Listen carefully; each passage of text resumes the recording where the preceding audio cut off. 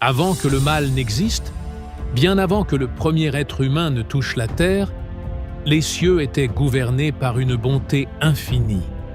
Tout était parfait. Chaque ange brillait comme un reflet de la lumière éternelle, et l'harmonie était le souffle même de l'univers. Parmi les myriades d'êtres célestes, l'un d'eux se démarquait particulièrement, Lucifer. Il était le sceau de la perfection, empreint d'une sagesse et d'une beauté incomparables. Tel un chef-d'œuvre, sculpté par les mains du Créateur, Lucifer rayonnait d'une splendeur éblouissante, et sa présence inspirait respect et dévotion. Dieu lui-même, par l'intermédiaire du prophète Ézéchiel, l'a décrit ainsi. « Tu étais le sceau de la perfection, plein de sagesse et de beauté parfaite. Tu étais en Éden, le jardin de Dieu. Toutes les pierres précieuses te couvraient, l'onyx, la topaze, le diamant, la turquoise, l'onyx, le jaspe, le saphir, l'escarboucle et l'émeraude. Tes tambourins et tes flûtes étaient d'or. Ils furent préparés le jour de ta création. Tu étais le chérubin oint qui protège. Tu étais sur la montagne sainte de Dieu. Tu marchais parmi les pierres de feu.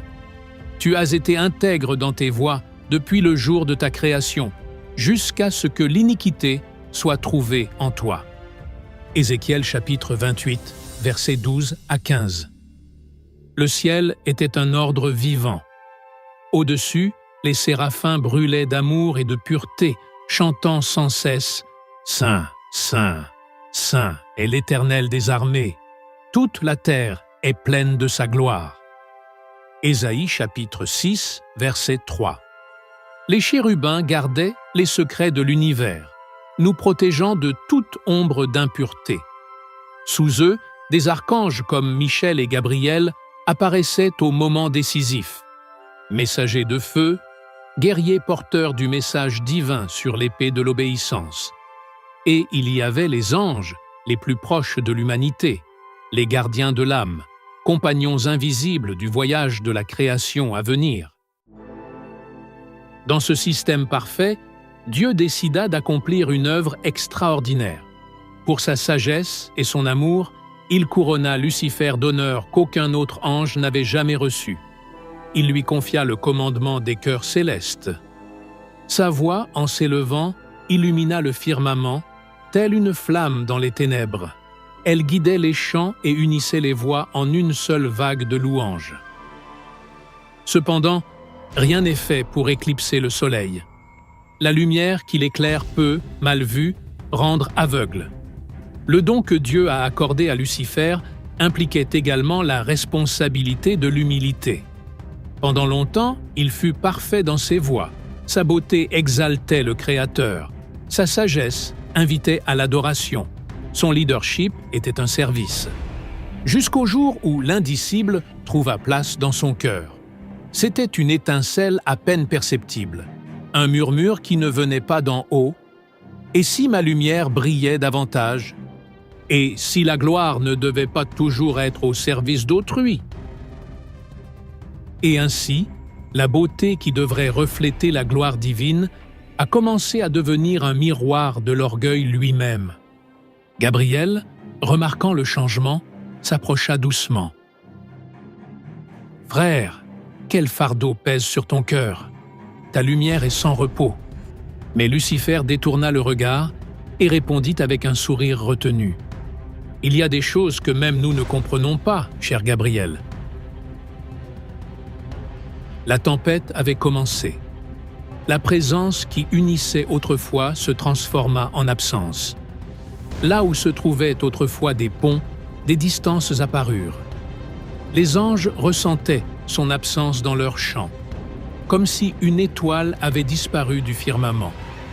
Le ciel restait paisible, mais une tension, aussi subtile qu'une brise froide, envahissait l'assemblée des saints. Dieu, qui voit tout, appela Lucifer dans le silence sacré. Sa voix résonna profondément, tel un fleuve traversant le temps. « Enfant, sceau de perfection, je perçois que tes pensées s'éloignent de moi. Dans ton cœur, des idées s'élèvent comme des murs qui te séparent de l'Éternel. Le désir de comprendre est noble, Mais souviens-toi, la lumière que j'ai placée en toi est le reflet de mon amour et non une source propre. Tourne-toi vers moi, et ta splendeur grandira en vérité. » Lucifer baissa les yeux. Cependant, une flamme d'incompréhension mêlée de fierté brûlait en lui. Il répondit à voix basse, « Seigneur, je n'ai rien qui ne t'appartienne. Ma lumière est ton don. Comment pourrais-je te contredire alors que j'ai été créé par ta volonté ?» Le Créateur, avec une patience infinie, l'enveloppa de miséricorde. Mais le cœur qui avait trop longtemps contemplé sa propre image fut blessé par l'invitation à l'humilité. La bonté conseille, l'orgueil se méfie. Lucifer se retira avec révérence et distance. Les jours passèrent. Le Créateur, dans sa patience, lui laissa le temps pour que l'humilité s'épanouisse comme un lys dans le désert. Il l'appela de nouveau. « Je vois le chemin que tu prends. Ça me fait mal de voir ta lumière se transformer en ombre. Il est encore temps. » Lucifer écoutait. Et sa réponse était paradoxale, sincère et partagée.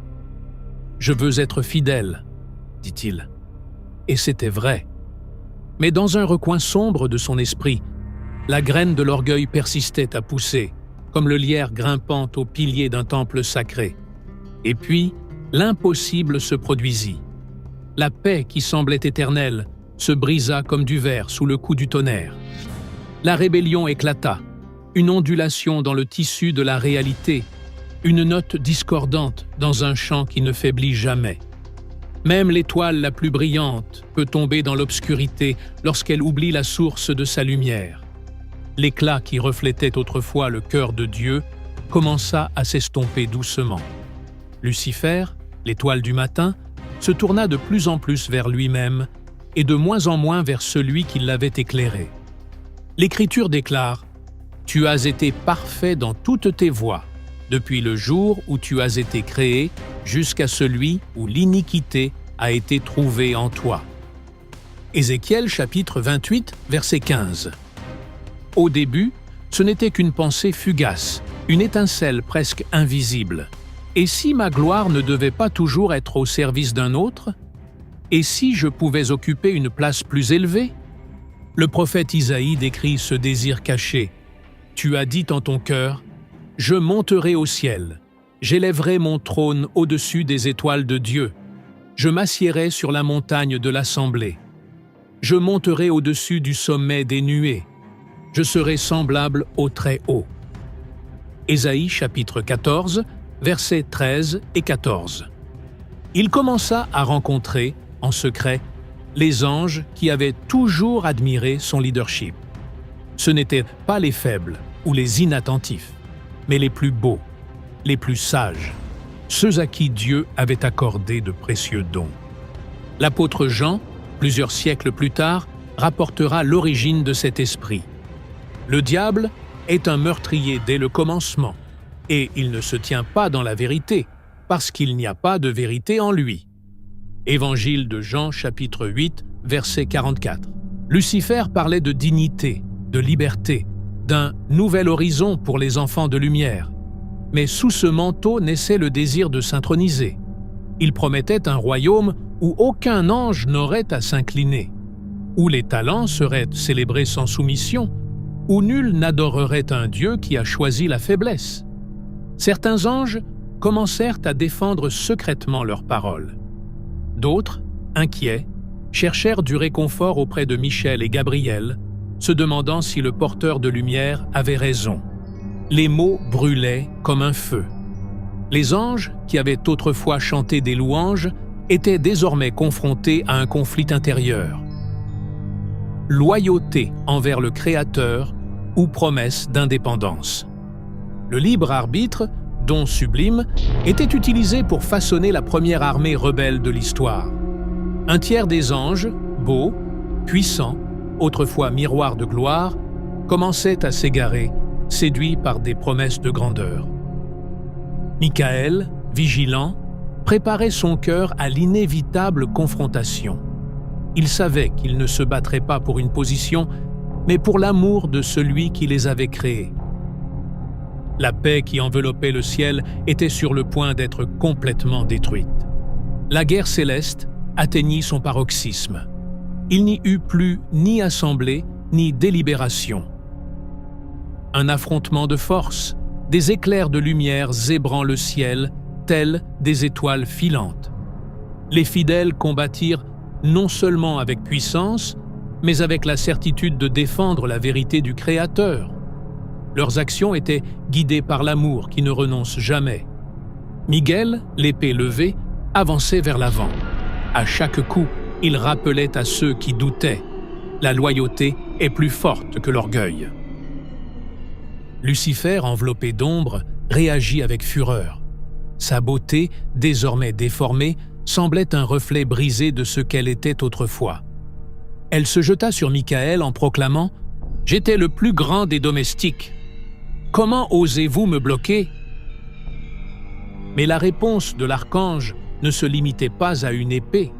Elle était animée par la sérénité de celui qui demeure sous la main de l'Éternel. Celui qui habite les cieux est roi. Aucune créature ne peut remplacer celui qui a toujours existé. L'affrontement final retentit comme le tonnerre. Les forces rebelles commençaient à faiblir. Leur puissance était immense, mais elle ne reposait que sur l'orgueil. Et l'orgueil n'a pas de racines profondes. C'est alors que l'ordre même de Dieu parcourut les cieux, irrésistible et incontestable. La rébellion doit cesser. Les Écritures rapportent le sort de ceux qui ont rejeté la lumière. Et les anges qui n'ont pas conservé leur position d'autorité, mais ont abandonné leur propre demeure. Il les a réservés dans des chaînes éternelles, dans les ténèbres pour le jugement du grand jour. Lettre de Jude, verset 6. Un vent de gloire balaya le champ. Lucifer et ceux qui avaient choisi de le suivre furent arrachés à cette présence lumineuse. Ils ressemblaient à des étoiles éteintes, tombant dans le vide. Peter écrira plus tard à propos de cette chute. Dieu n'a pas épargné les anges qui ont péché, mais les a précipités dans l'enfer et les a confiés à des fosses obscures pour être réservés au jugement. Deuxième lettre de Pierre, chapitre 2, verset 4. Les cieux, autrefois meurtris par le conflit, se turent.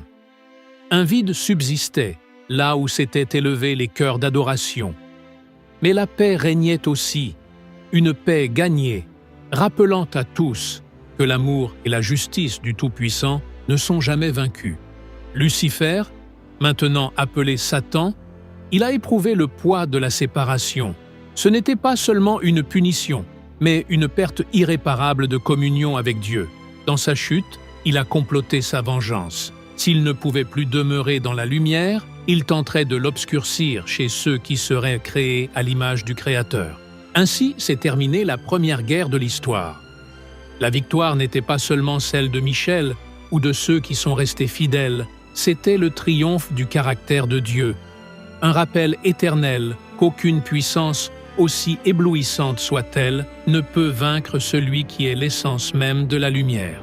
Un tourbillon de lumière sépara l'armée infidèle du royaume glorieux. Lucifer et ceux qui choisirent de le suivre furent chassés du royaume de la sainteté, plongés dans les ténèbres.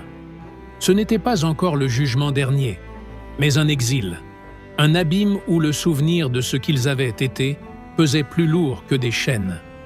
Si je ne pouvais habiter la lumière, je chercherais à l'obscurcir chez ceux qui ne sont pas encore nés. Satan, le nom qu'il portait désormais, jeta son dévolu sur le plan que Dieu commençait à élaborer. Le monde matériel, les fleuves, les montagnes, la poussière où la vie serait insufflée.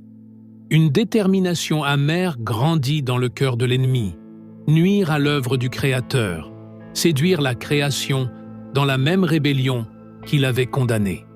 L'auteur de la Genèse décrit la scène à venir. Le serpent était le plus rusé de tous les animaux des champs que l'Éternel Dieu avait fait.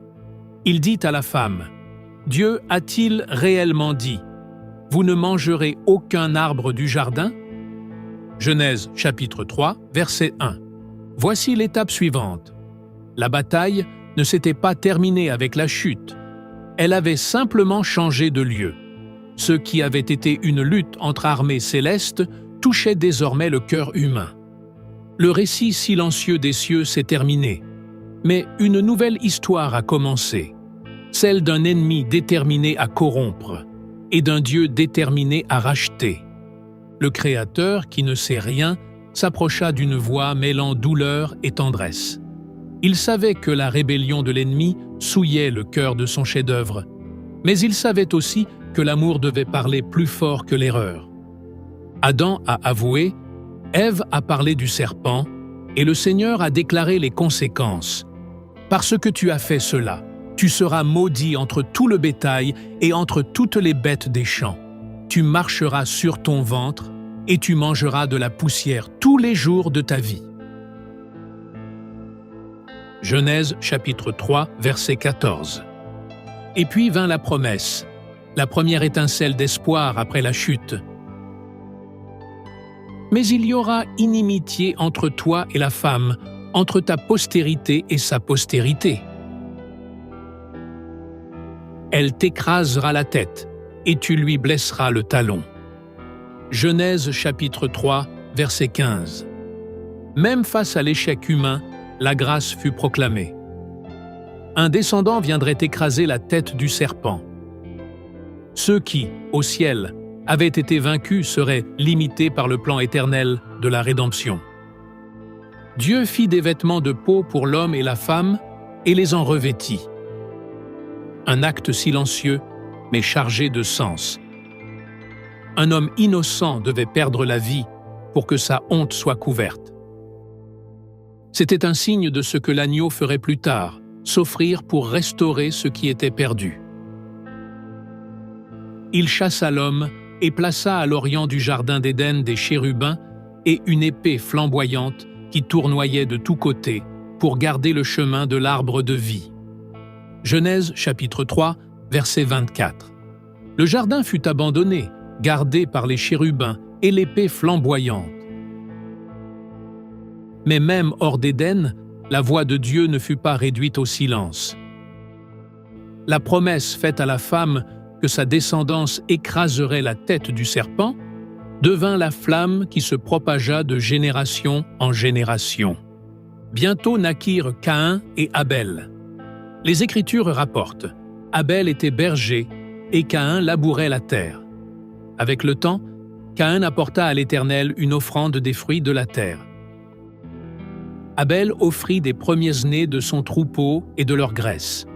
L'Éternel porta un regard favorable sur Abel et sur son offrande. » Genèse chapitre 4, versets 2 à 4. Même après la mort tragique d'Abel, la grâce a perduré. Seth naquit, et de lui naîtrait une lignée qui préserverait le nom du Seigneur. Au fil des siècles, Dieu suscita des hommes et des femmes pour maintenir l'espoir. Noé, qui trouva grâce et survécut au déluge. Abraham, appelé à être une bénédiction pour toutes les familles de la terre. Moïse, qui libéra Israël et annonça un prophète plus grand. Les prophètes parlaient avec une clarté croissante. Car un enfant nous est né, un fils nous est donné, et la domination reposera sur son épaule. On l'appellera admirable, conseiller, Dieu puissant, Père éternel, Prince de la paix. Isaïe chapitre 9, verset 6. Le fil de la promesse traversa les siècles. Les rois faillirent, les nations s'égarèrent, mais la parole demeura. Un autre roi viendrait, humble et puissant, serviteur et seigneur, pour restaurer ce que l'orgueil et la chute de Lucifer avaient blessé. L'évangéliste Jean, voyant ce plan s'accomplir, écrira « Au commencement était la parole, et la parole était avec Dieu, et la parole était Dieu, et la parole a été faite chair, et elle a habité parmi nous, pleine de grâce et de vérité. » Évangile de Jean chapitre 1, versets 1 et 14. Ainsi, le scénario de la rédemption progressait. De l'Éden à la croix, le Créateur guida l'histoire. la préparant pour le moment où son Fils écraserait enfin la tête du serpent et ramènerait la lumière que le péché avait tenté d'éteindre. Au fil des siècles, la promesse faite en Éden est restée vivante. Les prophètes ont parlé, les rois ont rêvé, les hommes et les femmes ont attendu le libérateur, jusqu'à ce que, dans la plénitude des temps, Dieu envoie son Fils. L'apôtre Paul résume ainsi: « Mais lorsque les temps ont été accomplis, Dieu a envoyé son Fils, né d'une femme, né sous la loi, afin qu'il rachète ceux qui étaient sous la loi, afin que nous recevions l'adoption filiale. » Lettre aux Galates, chapitre 4, versets 4 et 5. Jésus a marché parmi nous, révélant la bonté du Père, guérissant, libérant et annonçant le royaume. Sur la croix, il a porté la culpabilité entrée dans le monde depuis l'Éden. L'évangéliste Jean déclare: « Le Fils de Dieu apparut afin de détruire les œuvres du diable. » Première lettre de Jean, chapitre 3, verset 8. Là, alors que tout semblait perdu, l'agneau triompha. Sa résurrection scellait la défaite de Satan, démontrant que la vie est plus forte que la mort et que la lumière ne sera jamais vaincue par les ténèbres. La Bible indique la destination finale de l'ennemi. Le diable qui les séduisait fut jeté dans l'étang de feu et de soufre, où sont la bête et le faux prophète. Et ils seront tourmentés jour et nuit, au siècle des siècles. Apocalypse chapitre 20, verset 10. Le drame né dans le cœur d'un ange prend fin. L'orgueil qui cherchait à usurper le trône est vaincu. L'amour, qui semblait vulnérable, demeure invincible. Et par-dessus tout cela résonne la voix du Seigneur, gage d'espérance pour chaque génération. Voici, je fais toutes choses nouvelles. Apocalypse, chapitre 21, verset 5. L'histoire commencée par la rébellion se termine par la restauration. Le Dieu qui a chassé les ténèbres continue d'appeler les hommes et les femmes à vivre dans la lumière. La victoire n'est pas seulement à venir, elle a déjà commencé dans le cœur de ceux qui croient. Ainsi, l'histoire de la création, de la chute et de la rédemption révèle que rien, pas même la plus ancienne rébellion, ne peut effacer la fidélité du Créateur. En Christ, le serpent est vaincu et l'invitation demeure: marcher dans la lumière qui ne s'éteint jamais.